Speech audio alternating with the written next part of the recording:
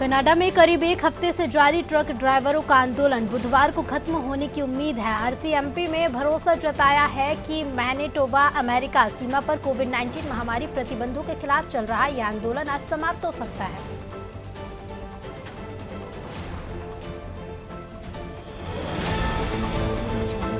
पृथ्वी से भेजे गए एक रॉकेट का टुकड़ा 4 मार्च को चंद्रमा पर टकराने वाला है। अनुमान था कि यह टुकड़ा उद्यमी इलोन मस्क की कंपनी स्पेस एक्स द्वारा प्रक्षेपित रॉकेट फॉल्कन 9 का है, लेकिन अब खगोलविदों ने खुलासा किया है कि यह चीनी अंतरिक्ष एजेंसी द्वारा भेजे गए मिशन चांद के रॉकेट लॉन्च मार्च उसी का है।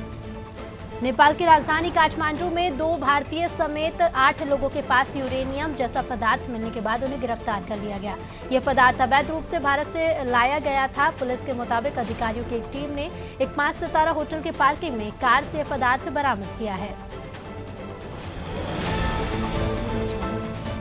पूरी दुनिया की निगाह अब रूस यूक्रेन पर टिकी है। दोनों देश जंग के बेहद करीब हैं। वहीं यूक्रेनी राष्ट्रपति व्लादिमीर जेलेंस्की ने ऐलान कर दिया है कि रूसी सेना आज हमला कर सकती है और इससे पहले रूस में यूक्रेन सीमा पर बहुत बड़ी मात्रा में हथियार और गोला बारूद के साथ मिसाइल की तैनाती की है। अरबपति ई कॉमर्स मुगल जेरेड इसाक मैन ने कहा है कि उनकी योजना स्पेसएक्स प्रमुख एलन मस्क के साथ 3 और मिशनों को शुरू करने की है। ये मिशन नासा के मानव अंतरिक्ष यान कार्यक्रम में तर होंगे। इस नए अंतरिक्ष मिशन में स्पेसएक्स इंजीनियर अन्ना मेनन भी चालक दल में शामिल होंगे। पाकिस्तान के शीर्ष जांच एजेंसी ने प्रधानमंत्री इमरान खान, उनकी पत्नी बुशरा बीबी और सेना के खिलाफ सोशल मीडिया पर कथित दुर्भावनापूर्ण अभियान चलाने के आरोप में राष्ट्रव्यापी कार्रवाई के तहत 5 लोगों को गिरफ्तार किया है।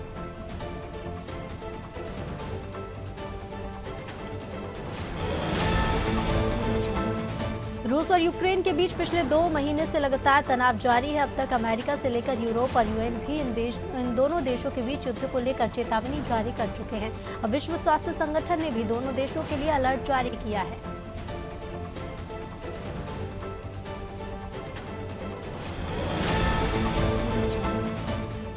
ऊर्जा संकट से जूझ रहे पड़ोसी देश श्रीलंका की मदद के लिए भारत ने मंगलवार को 40,000 टन ईंधन की आपूर्ति की। श्रीलंका में स्थित भारतीय उच्चायोग ने कहा कि भारत श्रीलंका का एक सच्चा दोस्त और प्रतिबद्ध साझेदार है। उच्चायुक्त गोपाल बागले ने श्रीलंका को ईंधन की खेप सौंपी। पाकिस्तान की इमरान खान सरकार कानून व्यवस्थाएं बनाए रखने में पूरी तरह नाकाम साबित हो रही है। सिंध प्रांत में एक मेडिकल यूनिवर्सिटी की 2 छात्राओं द्वारा हाल ही में की गई आत्महत्या ने पाकिस्तान में शैक्षणिक संस्थानों से लेकर कार्यस्थलों तक सुरक्षा के संबंध में गंभीर खामियां उजागर कर दी हैं। भारत ने संयुक्त राष्ट्र में आतंकवाद के मुद्दे पर एक बार फिर पाकिस्तान को घेरा है और कड़ी आलोचना की है। संयुक्त राष्ट्र में भारत के स्थायी मिशन के काउंसलर राजेश परिहार ने सोमवार को कहा कि पूरी दुनिया इस बात के वाकिफ है कि आतंकी हमलों को अंजाम देने वाले कहां से आए थे।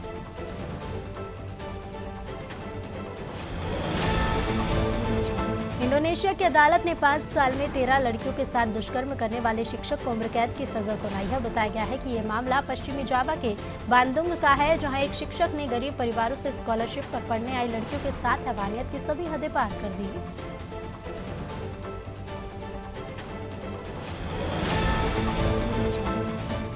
थाईलैंड का पनडुब्बी खरीदारी के लिए चीन से हुआ समझौता खटाई में पड़ गया दिखता है। इसका मुख्य कारण जर्मनी का उन इंजनों को चीन को देने से इनकार कर देना है जिन्हें थाईलैंड को दी जाने वाली पनडुब्बियों में लगाया जाना था।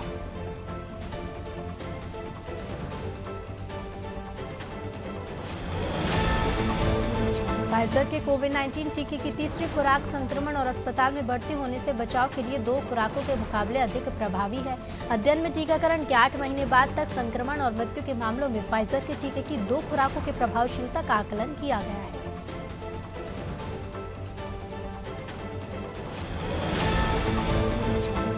पाकिस्तान में राजनीति अब अभद्र स्तर तक पहुंच गई है। हाल ही में कई समस्याओं से घिरे और गिरती लोकप्रियता से परेशान प्रधानमंत्री इमरान खान पर विपक्षी दलों ने नए कई मोर्चों पर हमले तेज कर दिए। इसमें उनके निजी जिंदगी को भी समेट लिया गया है।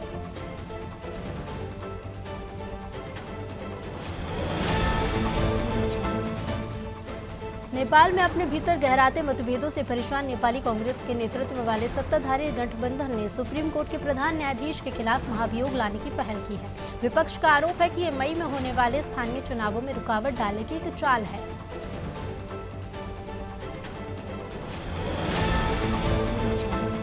रूस ने आखिरकार यूक्रेन की सीमा पर तैनात सैनिकों की कुछ टुकड़ियों को हटाने का ऐलान कर दिया है। माना जा रहा है कि पुतिन अपने इस कदम से अमेरिका और पश्चिमी देशों की चिंता को कम करने की कोशिश में है।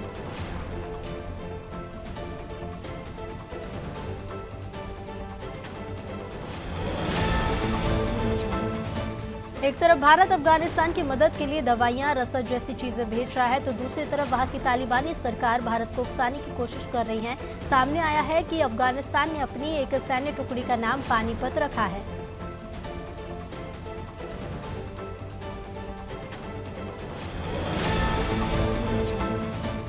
पाकिस्तान के प्रधानमंत्री इमरान खान 4 दिन की चीन यात्रा पर थे। इस दौरान वो पूरी तरह से चीन के सामने नतमस्तक नजर आए। चीन में लगातार मिल रहे आर्थिक और सैन्य सहयोग के चलते इमरान खान ने चीनी सरकार का हर मुद्दे पर बिना शर्त समर्थन किया।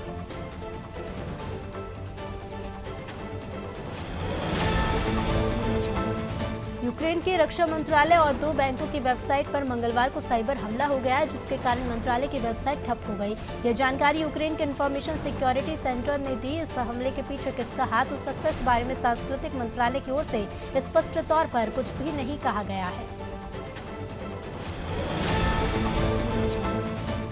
रूसी सरकार के मुखर आलोचक अलेक्सेई नकलनी के खिलाफ मंगलवार को जेल में ही एक नए मामले की सुनवाई शुरू हुई है।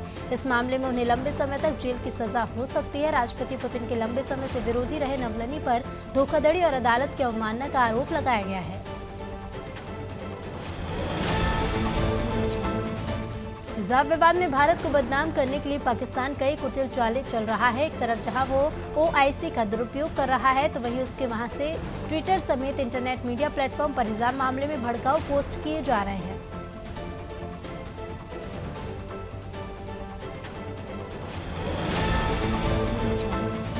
पाकिस्तान की इमरान खान सरकार की वित्तीय चुनौतियां नकदी की तंगी के साथ बढ़ती जा रही है। पाकिस्तान ने 1 साल पहले सऊदी अरब से करीब 300 अमेरिकी डॉलर करोड़ का ऋण लिया था, जिसे अब पाक को वापस करना होगा।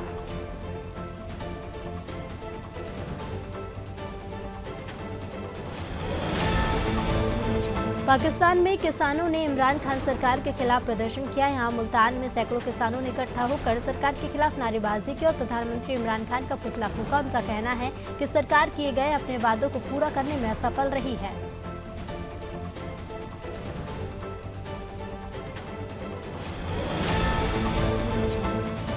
रूस यूक्रेन तनाव के बीच चीन रूस के बीच बनते समीकरणों में भविष्य में शी जिनपिंग को फायदा होगा।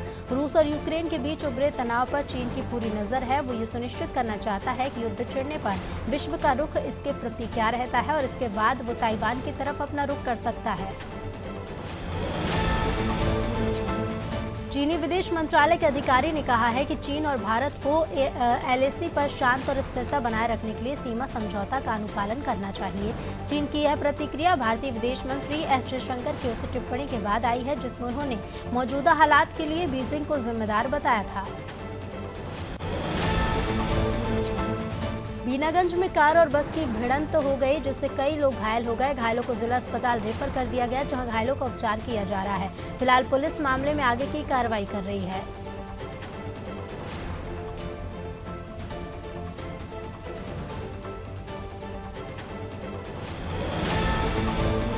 मुरैना के कैलारस में अखिल भारतीय विद्यार्थी परिषद ने स्वामी विवेकानंद जी की प्रतिमा में हो रही लापरवाही को लेकर CMO हर सिंह रावत का पुतला दहन किया। ABVP कार्यकर्ताओं का कहना है कि कई बार ज्ञापन देने के बावजूद भी नगरपालिका परिषद की तरफ से निष्क्रियता दिखाई गई। इसके चलते CMO का पुतला दहन किया गया। नेपानगर में राम दरबार मंदिर प्रांगण में 262वां सुंदरकांड पाठ सप्ताह पूर्ण हुआ। कार्यक्रम का आयोजन बुरहानपुर के भाजपा युवा नेता गजेंद्र पाटिल ने आयोजित किया। इस दौरान भारी संख्या में श्रद्धालु उपस्थित रहे।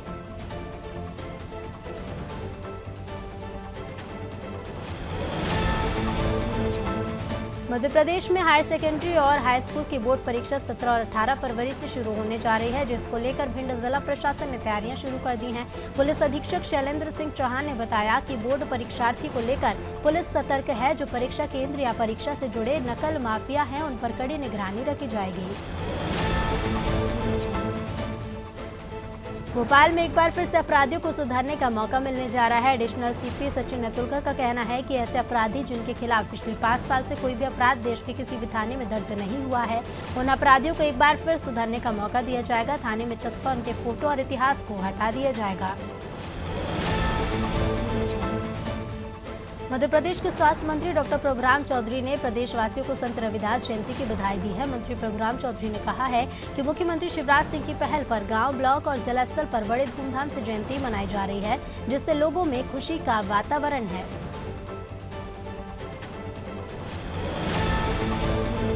बुरहानपुर की ग्राम शाहपुर में अनोखी बारात निकली, जिसमें दूल्हा दुल्हन घोड़े पर सवार होकर मंडप तक पहुंचे। दोनों एक साथ अलग अलग घोड़े पर सवार थे। यह नजारा देखकर हर कोई सोच में पड़ गया। अनोखी बारात का वीडियो भी सोशल मीडिया पर वायरल हो रहा है, जिसे देखकर सीएम शिवराज सिंह चौहान ने भी खूब सराहा है।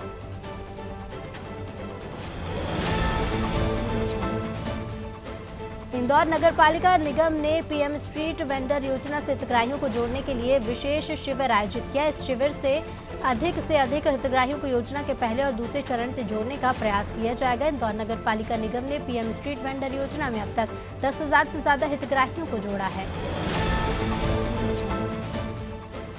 आज संत रविदास जयंती के मौके पर मध्य प्रदेश के मुख्यमंत्री शिवराज सिंह चौहान ने प्रदेशवासियों को बधाई दी। सीएम शिवराज ने अपनी स्मृति साझा करते हुए कहा कि मैं बचपन से ही संत रविदास का भजन बहुत मन से सुनता था। संत रविदास भारतीय संस्कृति की प्रेरणा के स्रोत हैं।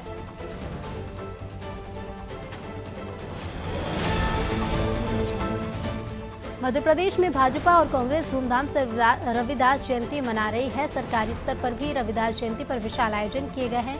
अनुसूचित जनजाति कल्याण विभाग ने पंचायत स्तर पर 2,000 और जिला स्तर पर 20,000 रुपए जारी किए हैं।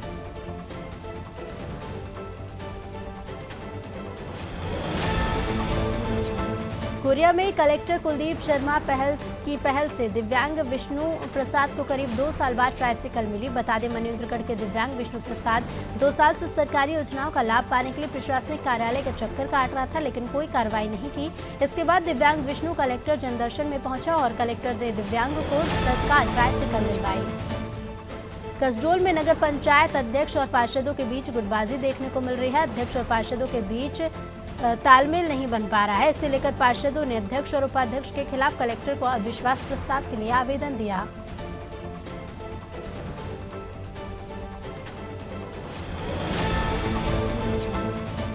कोंडागांव में बंजारा समाज ने संत श्री सेवालाल महाराज की 283वीं जयंती धूमधाम के साथ मनाई। इस दौरान विशाल शोभा यात्रा निकाली गई, जो गांव के मुख्य मार्ग से होती हुई कार्यक्रम स्थल पहुंची, जहां सभी अतिथियों को समाज के द्वारा प्रतीक चिन्ह भेंट किया गया।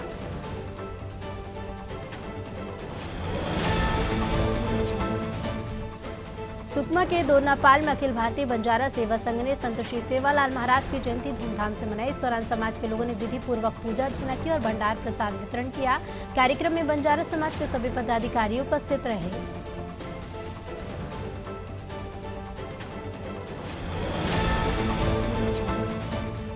भाजपा ने यूपी में 3 और प्रत्याशियों की घोषणा की है। यह सभी प्रत्याशी 7वें और अंतिम चरण के हैं, जिसमें वाराणसी जिले की एक और सोनभद्र जिले की 2 सीट शामिल हैं। नए प्रत्याशी ने सेवापुरी सीट से नीलरतन सिंह का नाम है। वहीं रॉबर्ट्सगंज से भूपेश चौबे और दुद्धी से रामदुलार सिंह को टिकट दिया गया है।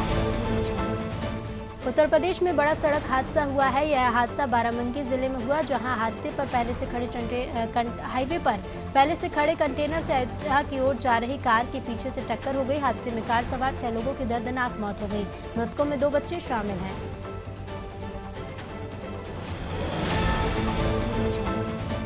रानीपुर में सपा नेताओं की दबंगई का मामला सामने आया है, जहां एक युवक पर सपाइयों ने मारपीट कर वोट डालने का दबाव बनाया। पीड़ित गणेश का आरोप है कि देर रात वो मऊरानीपुर मंडी से अपने घर जा रहा था, तभी गांव के कुछ लोगों ने पूछा कि तुम किसे वोट दे रहे हो, जिसका जवाब सुनकर वो बौखला गए और मारपीट कर दी।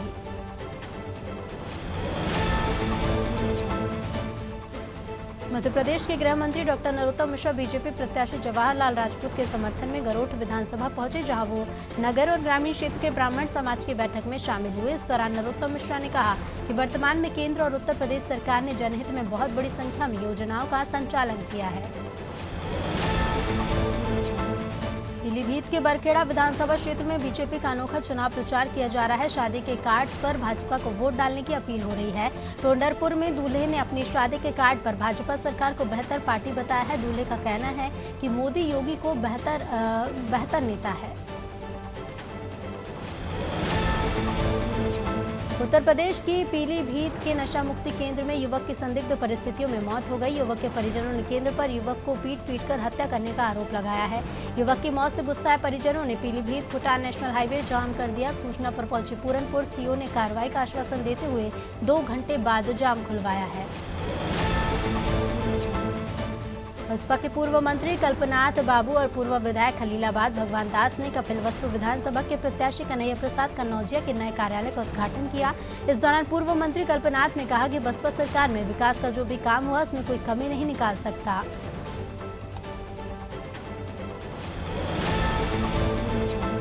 सीतापुर की ग्राम पंचायत बारासिंघा में कस्तूरबा गांधी आवासीय बालिका विद्यालय की छात्राओं के लिए गर्ल्स हॉस्टल बनाया जा रहा है। इसमें ठेकेदार ने रॉ मटेरियल का यूज किया है, जबकि सरकार ने उच्च क्वालिटी के मटेरियल की धनराशि उपलब्ध कराई है, लेकिन ठेकेदारों ने सरकारी धनराशि का दुरुपयोग कर अपनी जेब भर ली।